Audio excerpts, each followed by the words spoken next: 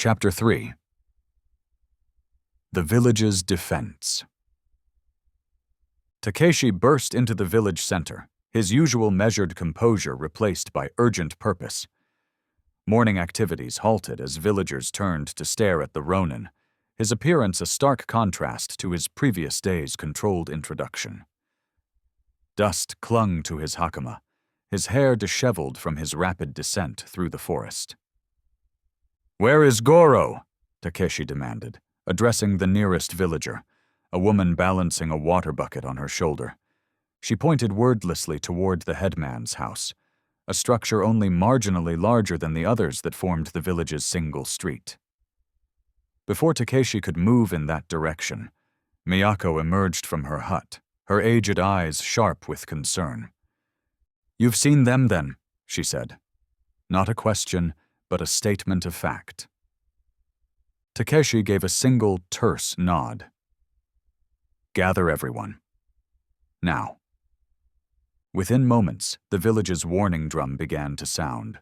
3 sharp beats followed by 2 slower ones, a rhythm that brought men and women hurrying from fields and homes.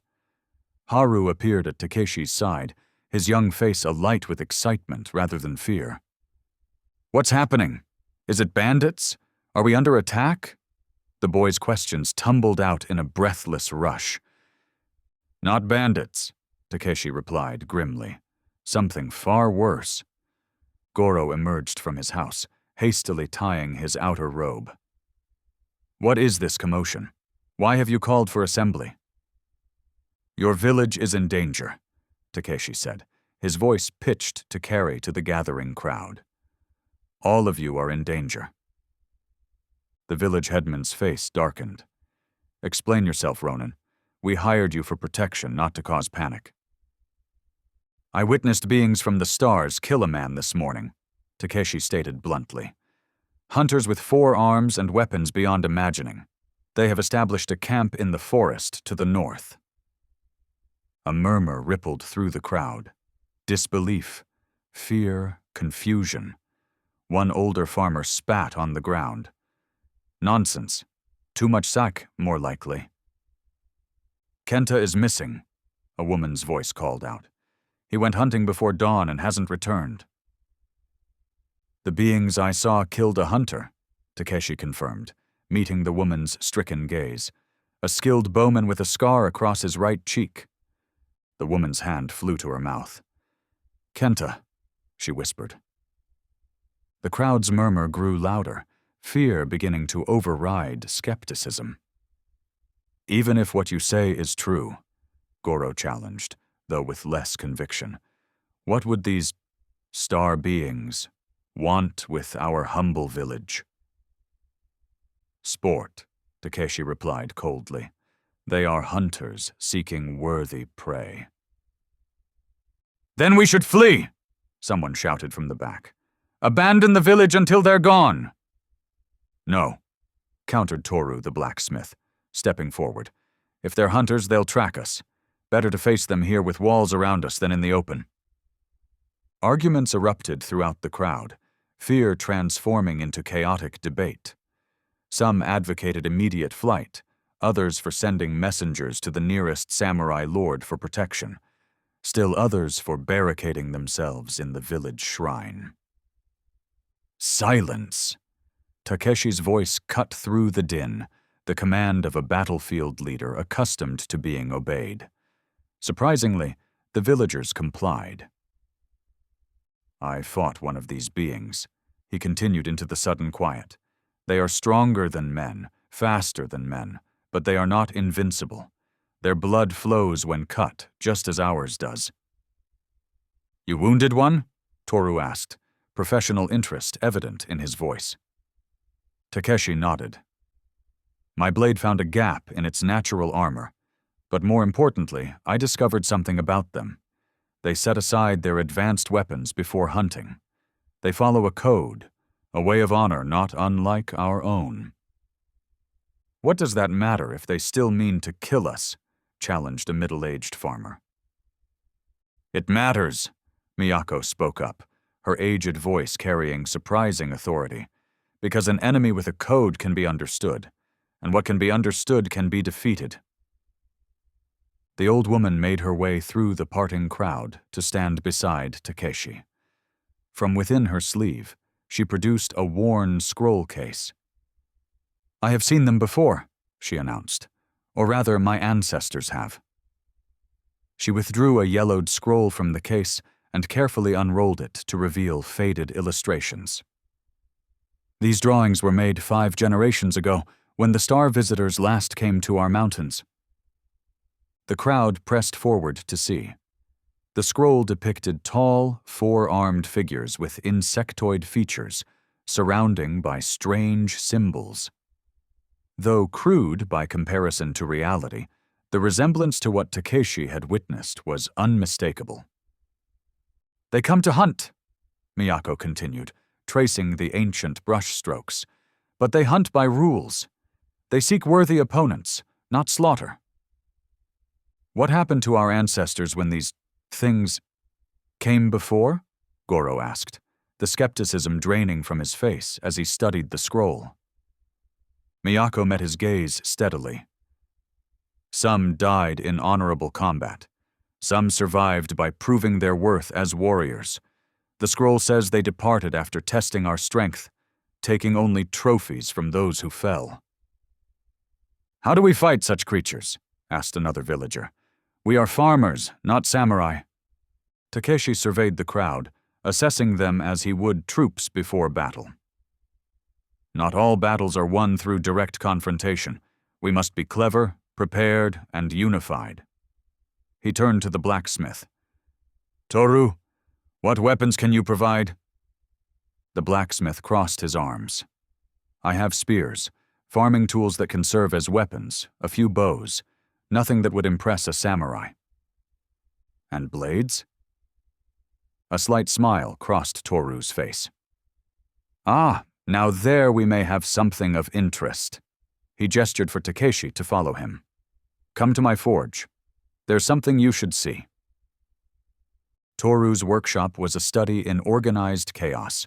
Tools hung in precise arrangements on the walls, raw materials sorted by type and quality, while works in progress cluttered every available surface. The heat from the forge created a shimmering effect in the air, the smell of hot metal and coal permeating everything. The blacksmith led Takeshi to a back room separated from the main workshop by a heavy curtain. Upon entering, Takeshi immediately understood why such security was warranted. A weapons rack stood against the far wall, holding a collection that would have been impressive in a daimyo's arsenal, let alone a mountain village forge. Katanas, wakizashis, tanto blades, naginatas, each crafted with exceptional skill.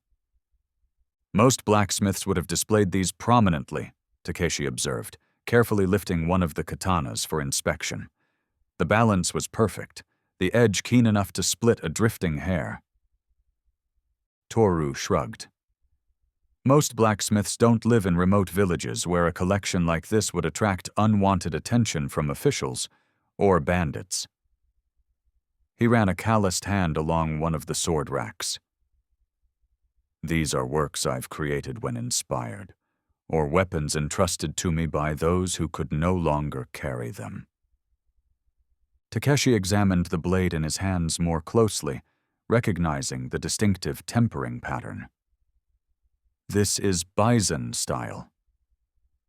"Yes, modeled after the work of Nagamitsu, though I would never claim to match his skill." Toru watched Takeshi test the blade's flexibility. "I've studied many styles over the years, Yamato, Yamashiro, Soshu. Each has its wisdom to impart." "And these would cut alien armor?" Takeshi asked, resheathing the katana with respect. "If your Masamune blade could wound one, then yes, these should serve." Toru selected another sword from the rack, this one with more elaborate fittings. "This is my finest work, folded steel with a core of imported tamahagane, edge tempered in a method I developed that combines Bizen and Soshu techniques." Takeshi accepted the offered weapon, drawing it partially to examine the Haemen. the tempering line along the blade. The pattern rippled like flowing water, indicating both exceptional skill and artistic sensibility. "These will help," Takeshi acknowledged, "but we need more than fine blades. We need strategy." As they spoke, a commotion arose from the village center. Takeshi and Toru emerged from the forge to find a messenger, a young man from a neighboring settlement, being given water after what was clearly an exhausting run. "3 dead!" the messenger gasped between gulps. "Strange warriors challenged our strongest men, some kind of ritual combat. When Ichiro fell, his son attacked with others. They killed one of the star demons, but then—" He shuddered. "The demons took their heads. All of them." Takeshi exchanged glances with Toru.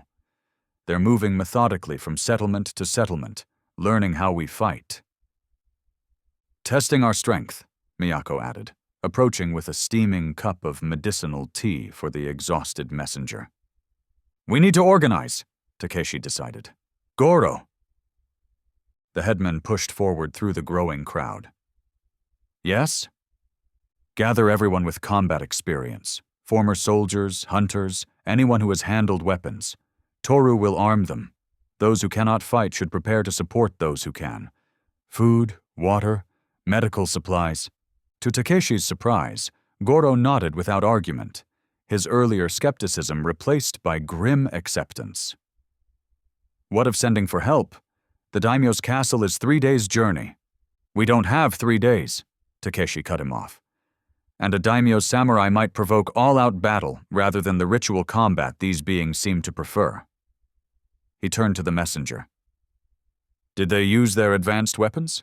The ones that burn without flame?" The young man shook his head. "No strange blades, but nothing that glowed or burned." Takeshi nodded thoughtfully. "They're honoring their hunting code.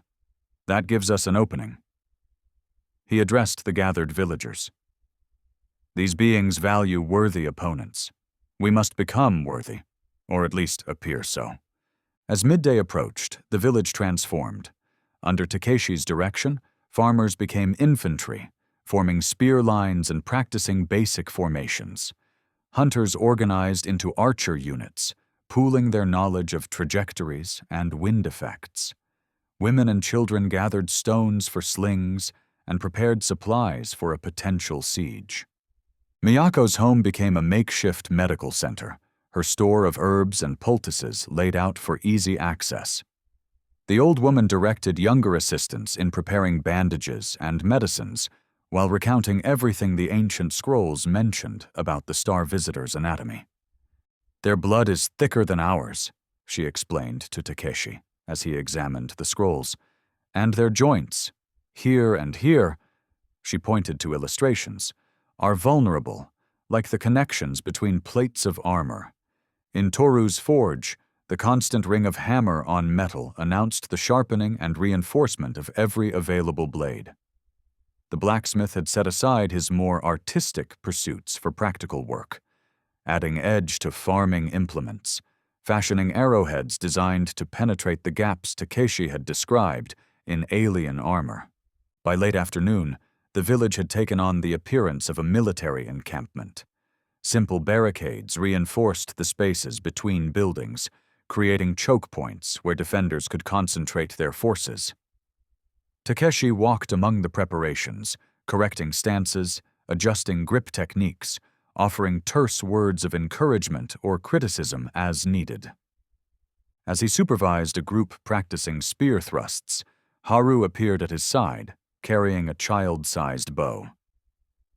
"I can fight too," the boy declared, his voice caught between childish enthusiasm and attempted maturity. Takeshi regarded him seriously. "Fighting is not a game, Haru." "I know that." The boy's expression hardened. "Kenta was my uncle. These star demons killed him." Takeshi knelt to meet the boy at eye level. "Revenge is a poor reason to fight. It clouds judgment and leads to mistakes." "Then why are you fighting?" Haru challenged. "A fair question. and one that gave Takeshi pause. Why indeed was he, a masterless samurai with no ties to this village, preparing to face inhuman warriors from beyond the stars? Because it is the right thing to do, he answered finally, and because someone must. Before Haru could respond, a shout came from the village's northern edge. "They're coming!"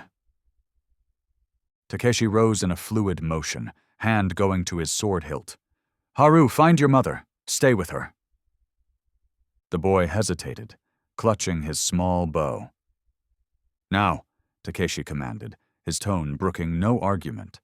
As Haru reluctantly retreated, Takeshi strode toward the commotion, villagers parting before him like waves before a ship's prow.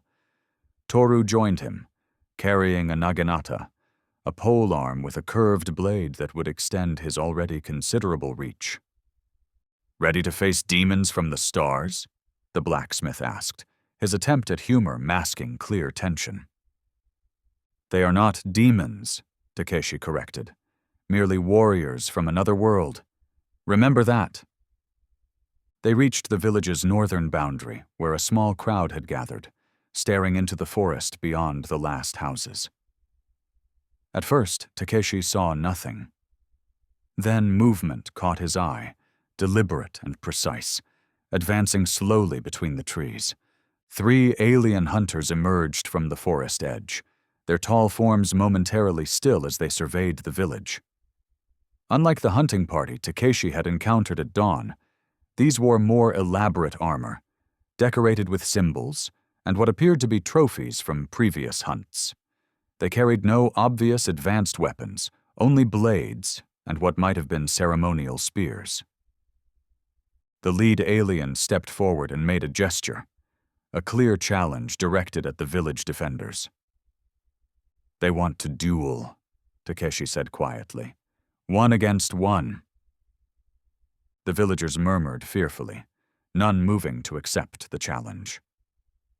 "I'll face them," Takeshi decided, stepping forward. Toru grabbed his arm.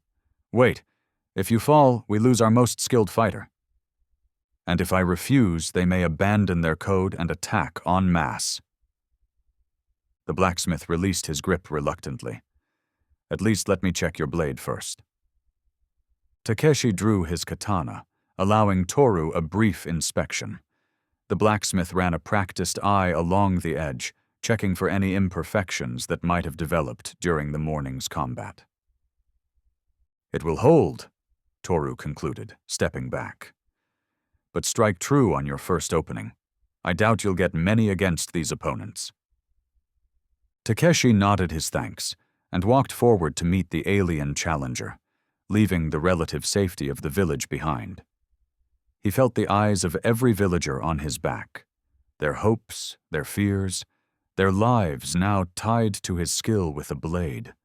The alien awaited him in the open ground between village and forest, its 4 arms held in what Takeshi now recognized as a ready stance. Up close, the being was even more intimidating. Easily 8 shaku tall, its armor adorned with symbols that glowed faintly in the afternoon light.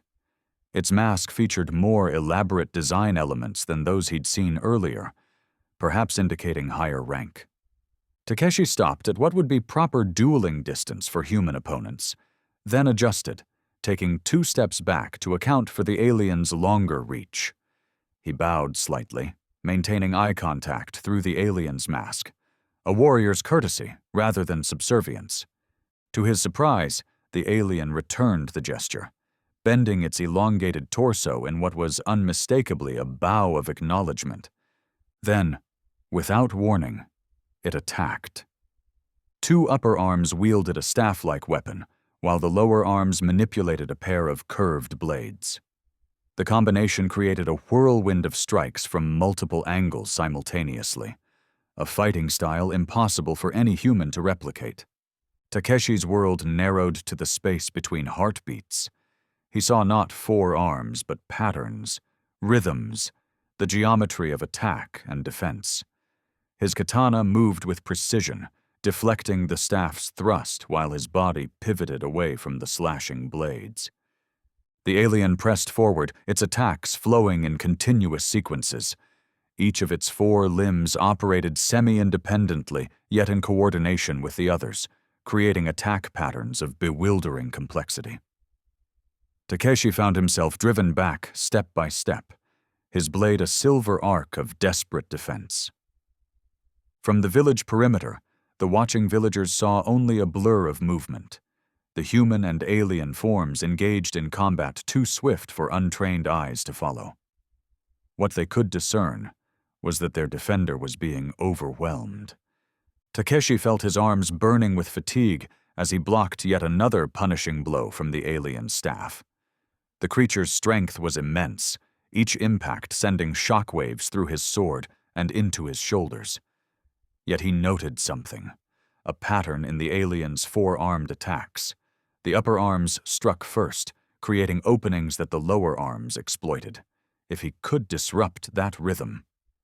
On the next sequence, Takeshi deliberately overextended his defense against the upper attack, appearing to leave himself vulnerable. As expected, the alien's lower arms moved to capitalize on the opening. But Takeshi was no longer there. He dropped and pivoted, bringing his blade in a sweeping arc that caught the alien at the juncture of its lower right arm and torso. The katana bit deep, drawing a spray of greenish fluid. The alien staggered back, a high-pitched clicking emanating from its mask, perhaps the equivalent of a pain response. It regained its stance quickly, but now favored its wounded limb, the symmetry of its 4-armed style disrupted. Takeshi pressed his advantage, shifting from pure defense to calculated aggression. He drove forward with a series of precise cuts, forcing the alien to block rather than attack. Each movement was economy itself. No wasted energy, no flourishes, nothing but the purest expression of his years of training.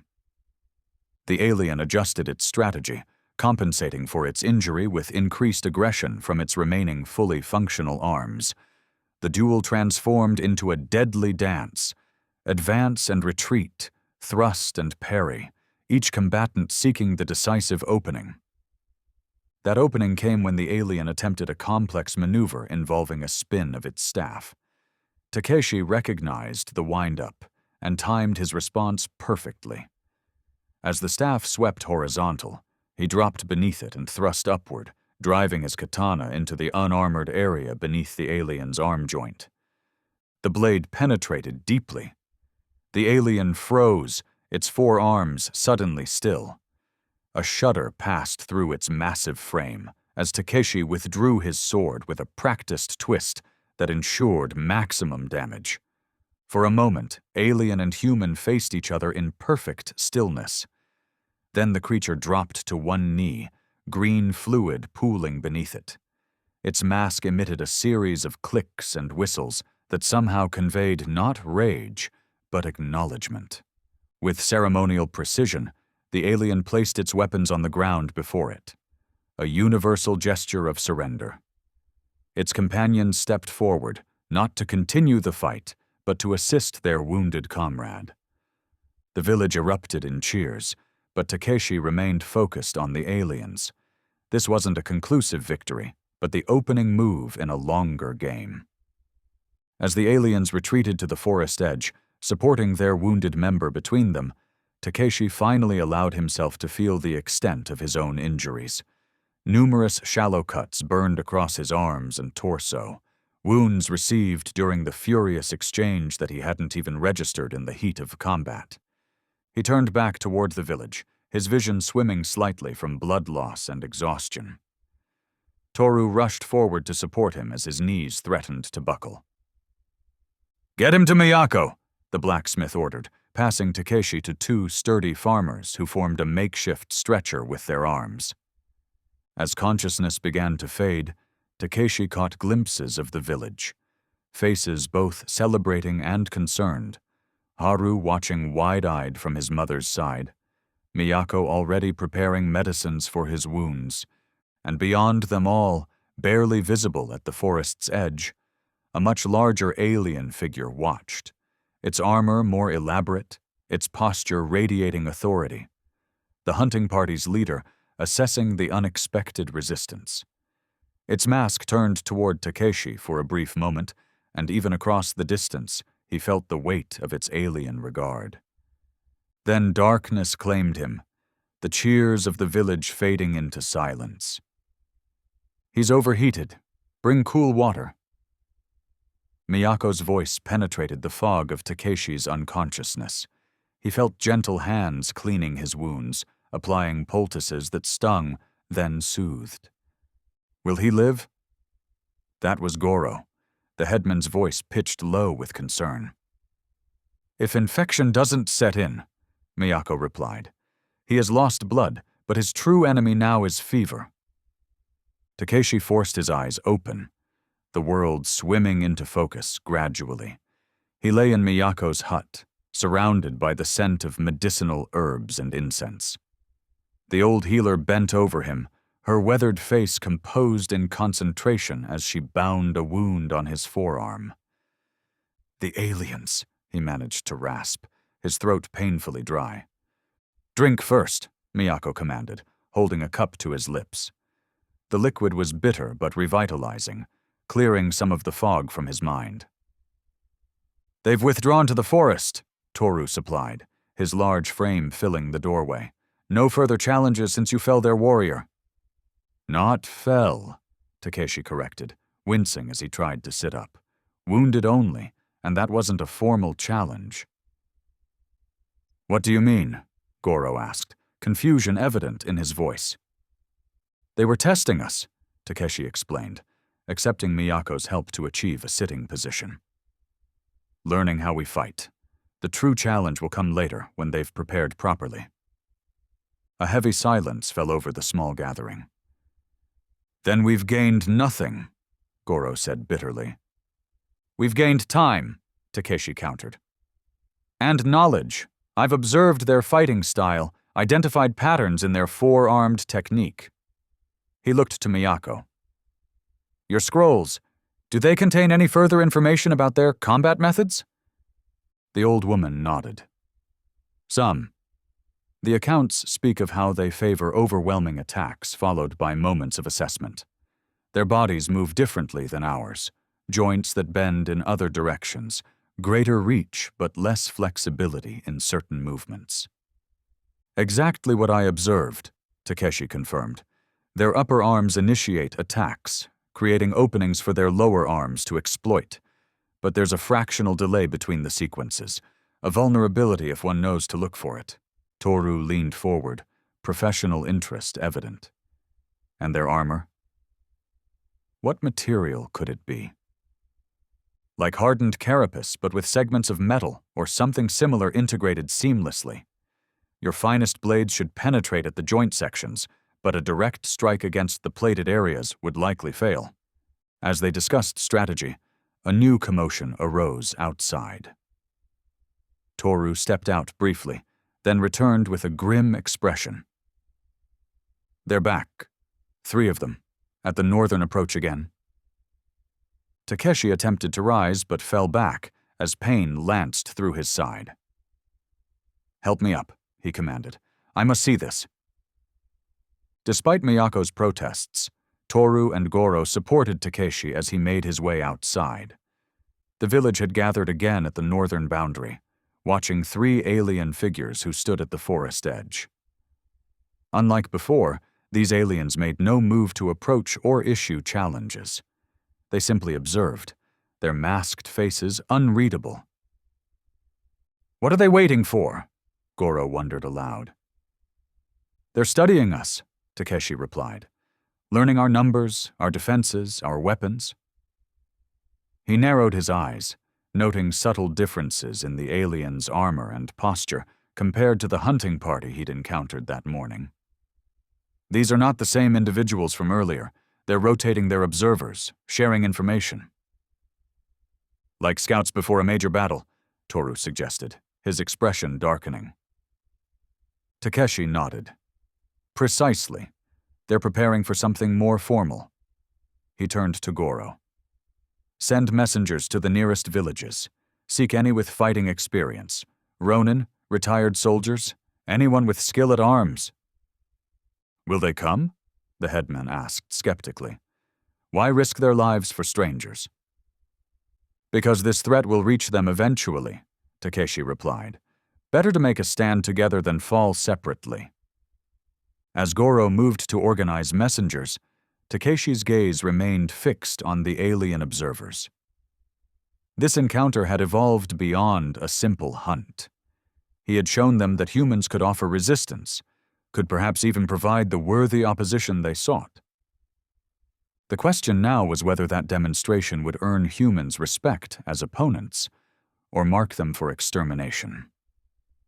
Either way, the true challenge was yet to come.